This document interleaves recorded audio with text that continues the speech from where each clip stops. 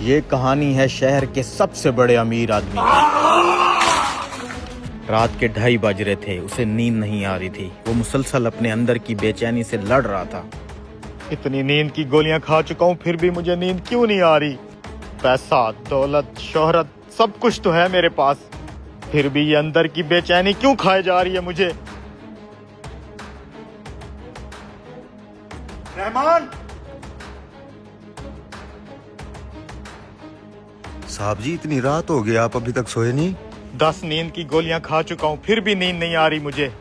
تم ایسا کرو، گاڑی نکالو۔ صاحب جی اتنی رات کو کہاں جائیں؟ اچھا صاحب جی ابھی نکلواتا ہوں۔ جلدی سے گیٹ کھولو، صاحب نے جانا ہے کہیں۔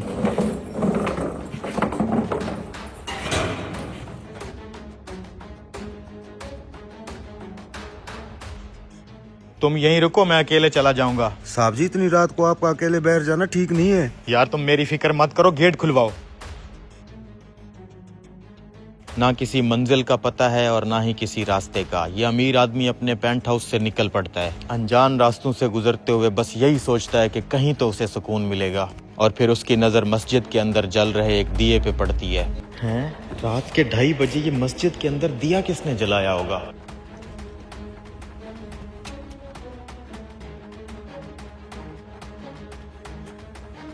آخر کسی نے تو یہ دیا جلایا ہوگا۔ یہ آدمی کون ہے؟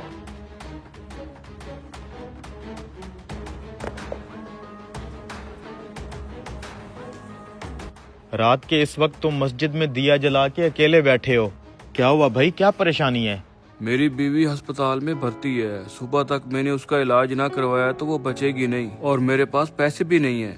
بھائی کیا ہوا ہے تمہاری بیوی کو؟ میری بیوی کو ٹیومر ہے، ڈاکٹر نے کہا اگر پیسے جمع کروا کے صبح تک آپریشن نہیں کروایا تو وہ نہیں بچے گی۔ بھائی یہ پیسے رکھو، ان پیسوں سے تم اپنی بیوی کا علاج کروا لینا۔ تمہیں پتہ ہے آج کی یہ رات مجھے بہت بے چین کر رہی تھی، مجھے نیند ہی نہیں آ رہی تھی۔ میں نے بہت ساری میڈیسن کھائی لیکن اس کے باوجود بھی میں بے سکون رہا۔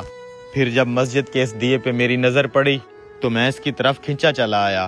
اندر آیا تو تم سے ملاقات ہو گئی۔ شاید خدا آج مجھ سے یہ کام لینا چاہتا تھا، اسی وجہ سے میں بہت بے چین تھا، لیکن اب میرے دل میں بہت سکون ہے۔ تمہارا بہت شکریہ بھائی، ان پیسوں سے میں اپنی بیوی کا علاج کرواؤں گا، پھر ہم دونوں میاں بیوی مل کے آپ کے لیے دعا مانگیں گے، اللہ آپ کو اور سکون دے۔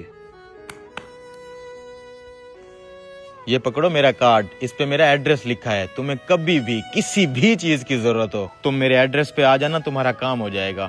نہیں بھائی شکریہ، مجھے آپ کا یہ کارڈ نہیں چاہیے۔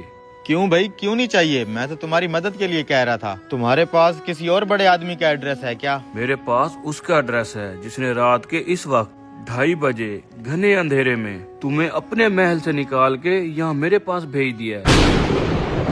دوستو یہی ہوتا ہے یقین۔ بھروسہ کیجئے، جس دن یقین گہرا ہوگا نا، اس دن اللہ آپ کے لیے راستے نہیں بنائیں گے، انسان بھیجیں گے آپ کے بگڑے ہوئے کام بنانے کے لیے۔ اس لیے جو بھی کرو پورے من سے کرو اور باقی سب اس پہ چھوڑ دو، کیونکہ جب جس چیز کی بھی آپ کو ضرورت ہوگی نا، وہ اپنے آپ ہی بھیج دے گا۔ ویڈیو اچھی لگے تو شیئر لازمی کریں۔